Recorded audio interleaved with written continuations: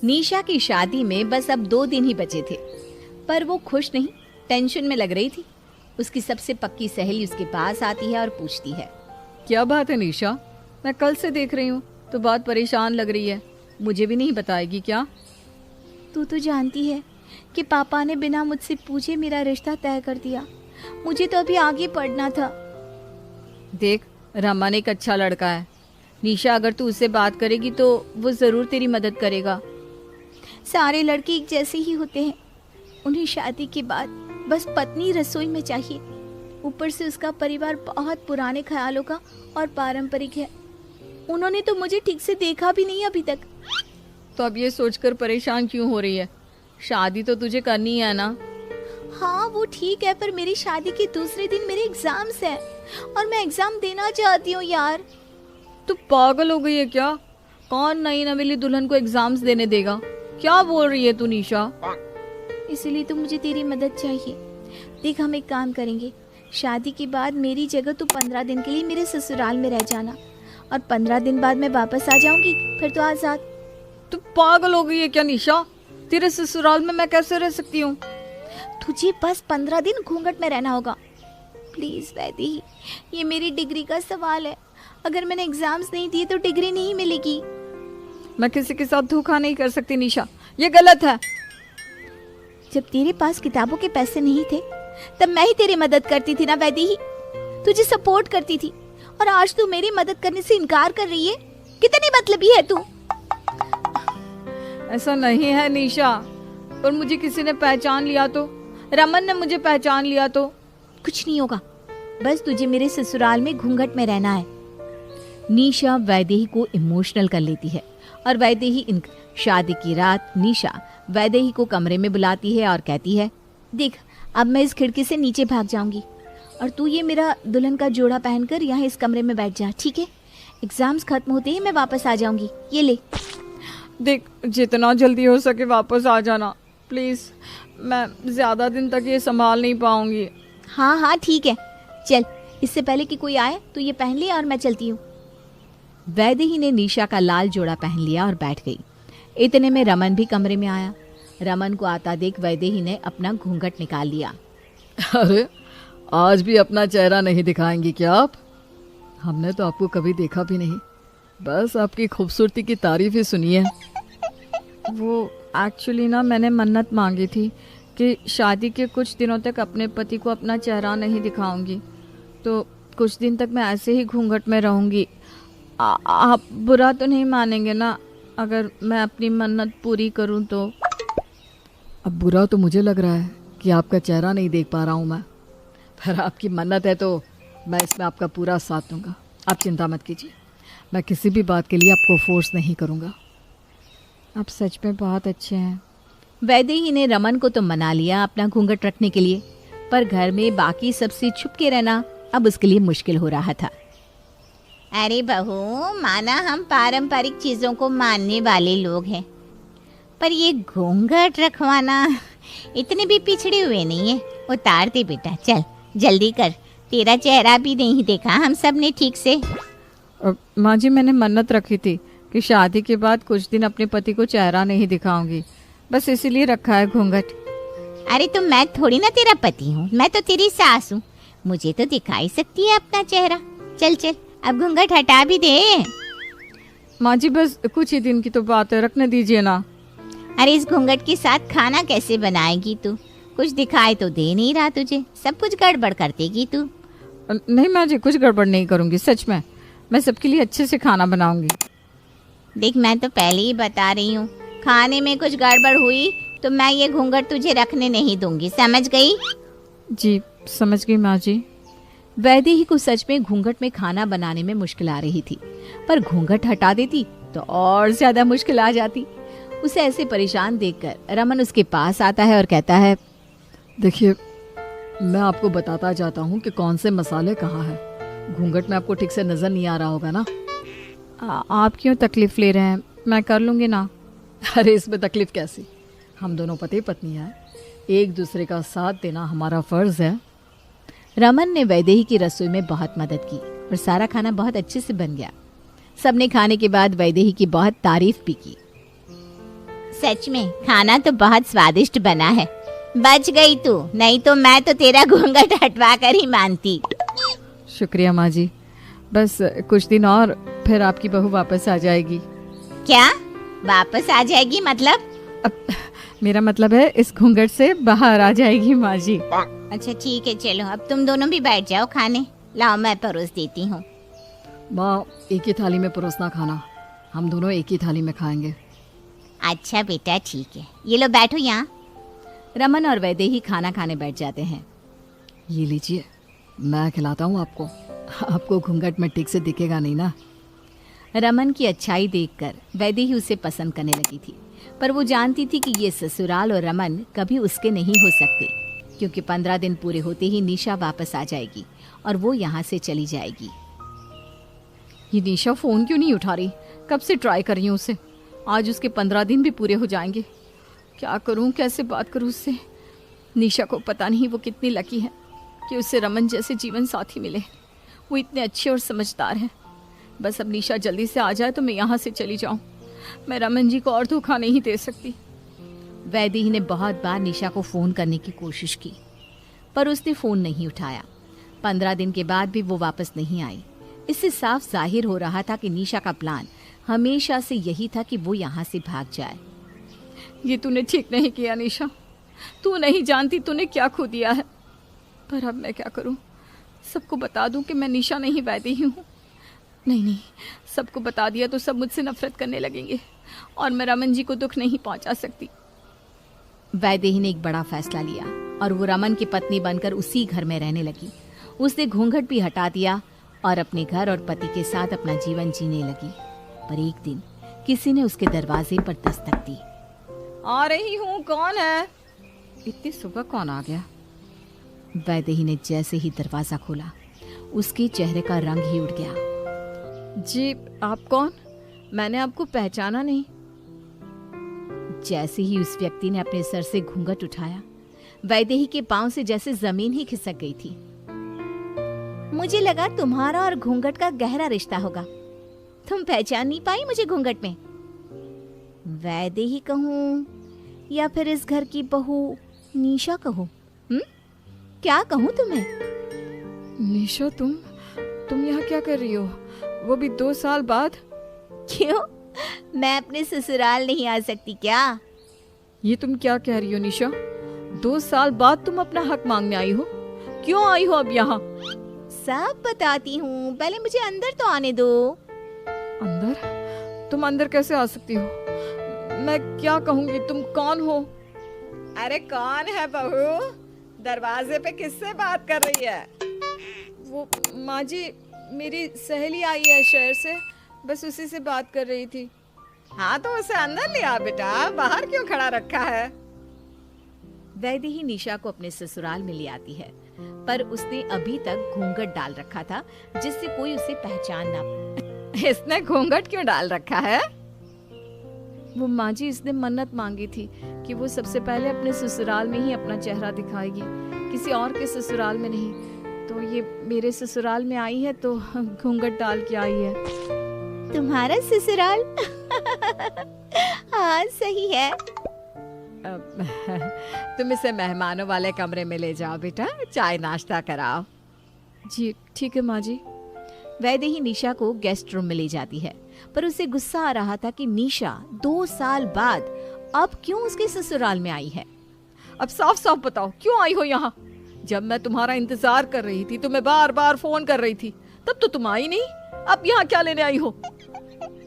मेरा प्लान हमेशा से यही था कि मैं इस शादी से भाग जाऊं, पर पापा मुझे ऐसा करने नहीं देते, इसलिए मैंने तुझे फंसाया। मुझे लगा तू 15 दिन के बाद सबको सच बता के यहाँ से चली जाएगी कि तू निशा नहीं वैदेही है, मेरी सहेली। पर तूने तो इसे अपना ससुराल ही मान लिया। इतने बड़े घर की बहू जो बन गई थी तू। तेरी औकात किताब लेने की भी नहीं थी, और आज इस घर की मालकिन बन के घूम रही है। तू मतलब ही तो पहले से ही थी। पर निशा, तू इतना नीचे गिर जाएगी मैंने ये कभी नहीं सोचा था। तेरे धोखे के बाद मैं नहीं चाहती थी कि रमन जी के और उनके परिवार की इज्जत जाए, इसलिए मैंने इस घर को अपना लिया। पर तू अब यहाँ क्या लेने आई है? इस घर में और उस रमन में मुझे कोई दिलचस्पी नहीं। पर हाँ, मुझे पैसों में दिलचस्पी बिल्कुल है। मुझे तू पैसे दे दे, मैं यहाँ से चली जाऊंगी। पैसे? कितने पैसे चाहिए तुझे? तू इतना गिर गई कि यहाँ पैसों के लिए आई है निशा? तेरे धोखे की कीमत 10 लाख रुपए। अगर तूने मुझे नहीं दिए तो मैं सबको बता दूंगी कि मैं असली निशा हूँ और तूने सबको धोखा दिया है। तू पागल हो गई है निशा? 10 लाख कितनी बड़ी रकम होती है। मेरे पास इतने पैसे नहीं है। मैं कुछ नहीं जानती, तुझे कैसे भी करके 10 लाख मुझे देने होंगे, वरना सोच ले इसका अंजाम क्या हो सकता है। निशा वैदेही को ब्लैकमेल करने लगी। वैदेही को समझ नहीं आ रहा था कि वो करे भी तो क्या। इतनी बड़ी रकम वो रमन से कैसे मांग सकती थी। वो कुछ रास्ता निकालती तब तक निशा घूंघट में उसके घर ही रहने लगी और बात बात पर उसे डराने लगी। वैदेही रसोई में काम कर रही थी, तभी निशा वहां आती है। तू घूंघट उतार कर क्यों घूम रही है? किसी ने देख लिया तो तुझे? वैसे भी मुझे नहीं लगता कि तू 10 लाख दे पाएगी। इससे अच्छा है कि मैं सबको बता ही देती हूँ कि मैं कौन हूँ। क्या कहना है तेरा इस बात पर? देख निशा, मेरे पास नहीं है 10 लाख। मैं कहाँ से लाऊं इतने पैसे? तेरे पास चाबियां तो है ना अलमारी की, निकाल ले इसमें से। तू मुझे चोरी करने को कह रही है? तेरा दिमाग तो ठिकाने पर है? देख, तेरे पास और कोई रास्ता नहीं, समझी? 2 दिन में अगर मुझे मेरे पैसे नहीं मिले तो तेरा सच सबके सामने ला दूंगी मैं कभी भी रमन जी को धोखा नहीं दूंगी। ये चाबियां माँ जी ने मुझे विश्वास से दी है, मैं उनका विश्वास नहीं तोड़ूंगी। तो फिर तैयार हो जा इस घर को टाटा बाय बाय कहने के लिए। निशा ने वैदेही को ब्लैकमेल करने में कोई कसर नहीं छोड़ी थी। अब वैदेही को लग रहा था कि उसका सच सबके सामने आ ही जाएगा, क्योंकि उसके पास अब और कोई रास्ता नहीं बचा था। 2 दिन बाद वैदेही के घर में एक जश्न होने वाला था और निशा सबके सामने वैदेही का सच लाने वाली थी। बहुत बुरा लग रहा है मुझे तेरे लिए।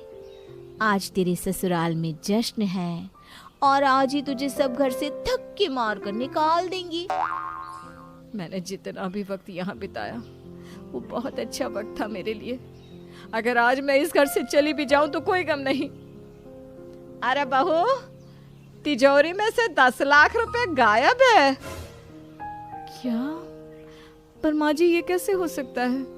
चाबियां तो कल ही मैंने आपको दे दी थी, फिर कैसे चोरी हो गई?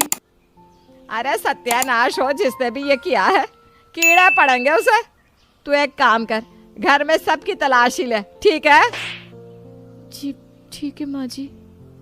वैदेही और रमन घर में हर कमरे की तलाशी लेते हैं और फिर गेस्ट रूम में आते हैं। तुम्हें इस कमरे में कुछ नहीं मिलेगा, चाहो तो इस कमरे की तलाशी ले लो। हाँ, आप तो निशा के सहेली है, मुझे पता है कि आप तो ऐसा कुछ कर ही नहीं सकती। अरे वो तो ठीक है, पर तलाशी लेने में कोई हर्ज कहाँ है। चल रमन, ले ले तलाशी। रमन और वैदेही निशा के कमरे की तलाशी लेते हैं, तभी उसके बिस्तर के नीचे से पैसे मिलते हैं। कह रही थी मैंने नहीं लिए पैसे, तो ये क्या आसमान से टपके हैं? बता बता ना। मैंने नहीं लिए पैसे, सच में। ये कहाँ से आए मुझे नहीं पता। मैं तो कहती हूँ पुलिस को बुला ले रमन, वही ठीक करेंगे इसे। पुलिस? नहीं नहीं, ये क्या कह रहे हैं आप? पुलिस को मत बुलाइए, मैं सच कह रही हूँ, मैंने पैसे नहीं लिए। और सच तो ये है कि आपकी बहू है ही नहीं। मैं हूँ इस घर की बहू, इसने आप सबको धोखा दिया है।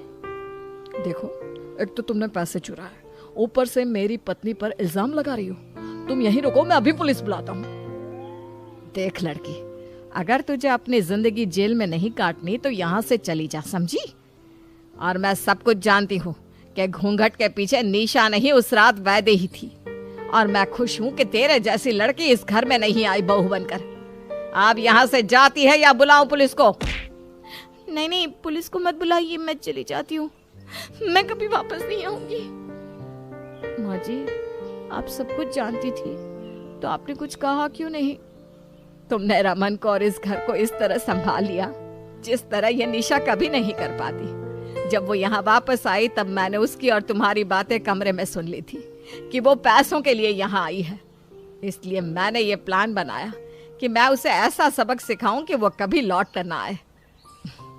अब तुझे डरने की कोई जरूरत नहीं बेटा। तू तो सच में मेरे रमन की वैदेही है, बिल्कुल राम सीता के जैसे।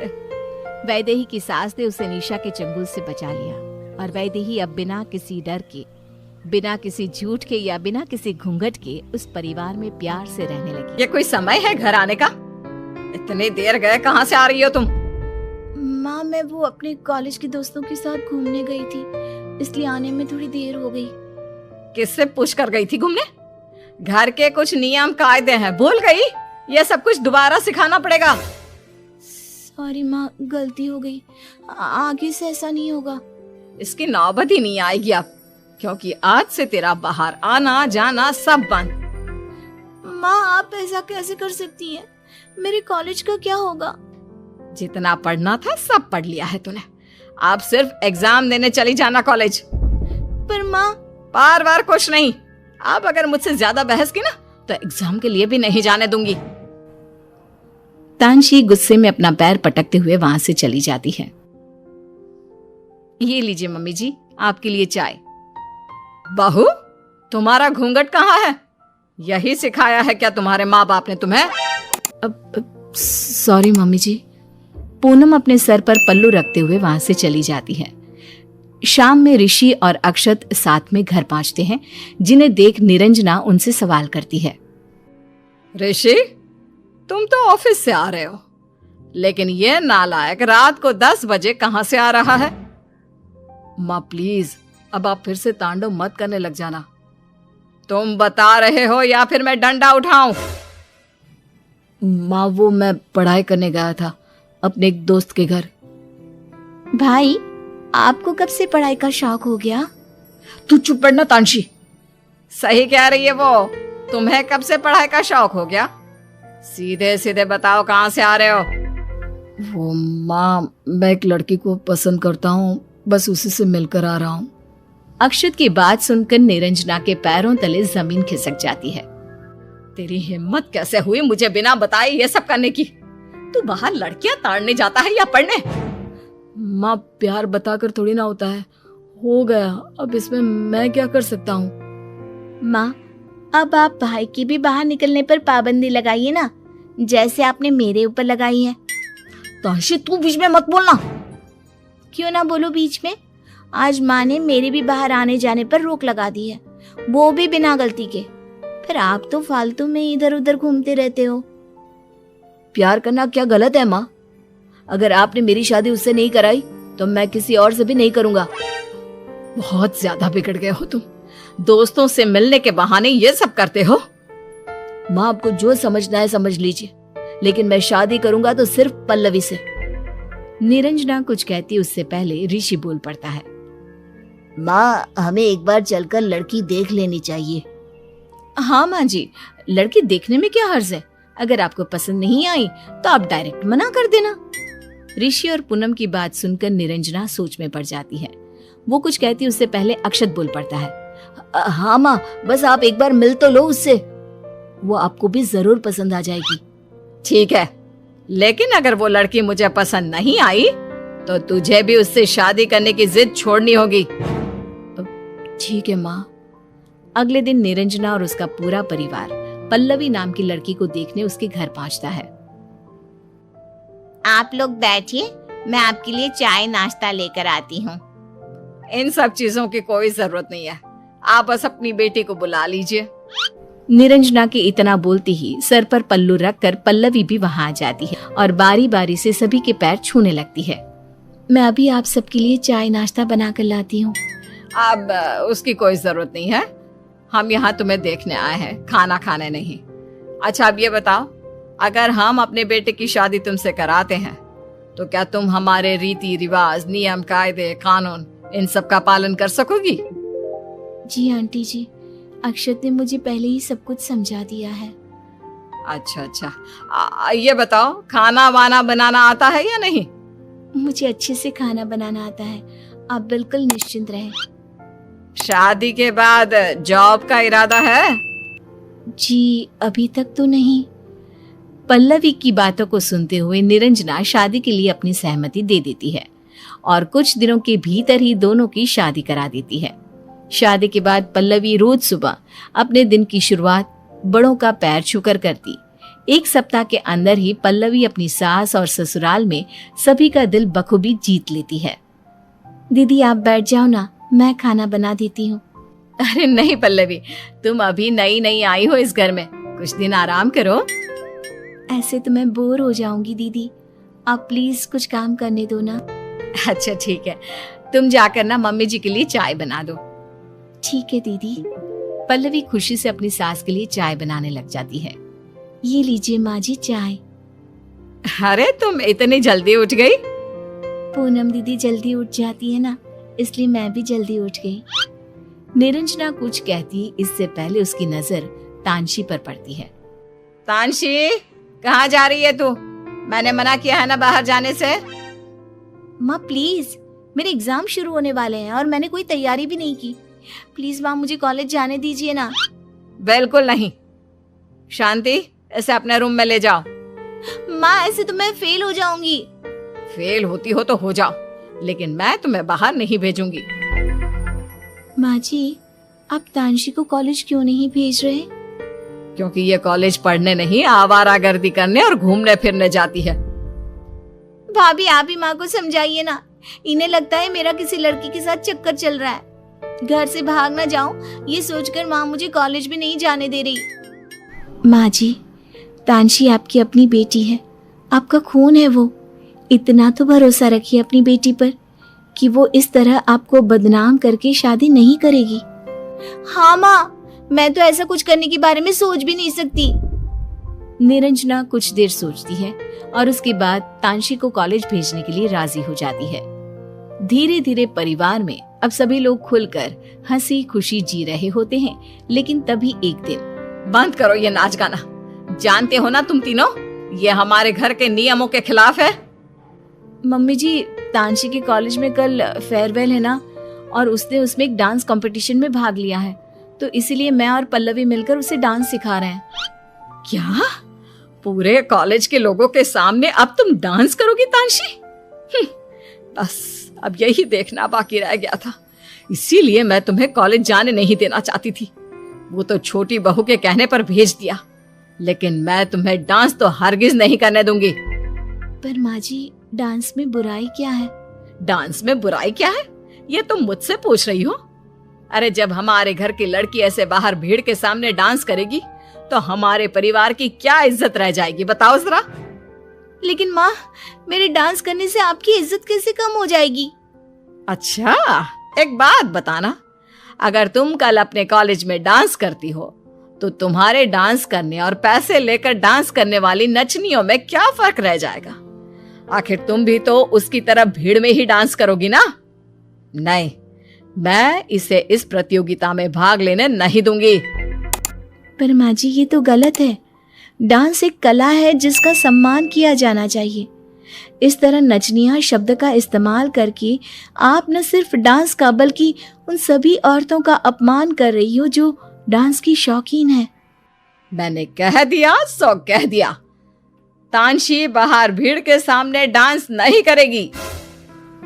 मैं आपकी इस फैसले के खिलाफ हूँ माँ जी। मैं भी माँ जी।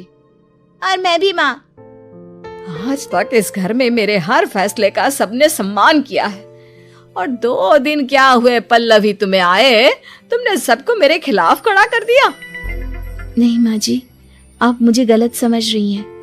मैंने किसी को आपके खिलाफ खड़ा नहीं किया। आपकी डांस को लेकर सोच बहुत गलत है, इसलिए बस हम लोग आपको समझा रहे हैं। जमाना बहुत बदल चुका है माँ जी, अब आपको अपनी सोच भी बदल लेनी चाहिए। मम्मी जी, प्लीज तानशी को प्रतियोगिता में भाग लेने दीजिए। बिल्कुल नहीं। माँ जी, आपको लगता है ना कि तानशी के डांस करने से समाज में आपकी इज्जत घट जाएगी, तो मैं वादा करती हूँ ऐसा कुछ नहीं होगा। अगर इस समाज का कोई भी व्यक्ति आकर आपका मजाक उड़ाएगा तो मैं उसी वक्त ये घर छोड़कर चली जाऊंगी। अच्छा, अगर ऐसी बात है तो मुझे मंजूर है। अगले दिन तानशी डांस प्रतियोगिता में हिस्सा लेती है और प्रतियोगिता की विनर भी बन जाती है, जिसके बाद गांव का हर एक आदमी आकर निरंजना को बधाई देता है और तानशी की बहुत तारीफ करता है, जिसे सुनकर निरंजना को भी गर्व महसूस होता है। तूने सही कहा था बेटा, डांस को लेकर मेरी सोच सच में बहुत गलत थी। समय बहुत बदल चुका है, दुनिया आगे बढ़ चुकी है, लेकिन इन सब के बावजूद भी मैं अपनी सोच ना बदल सकी।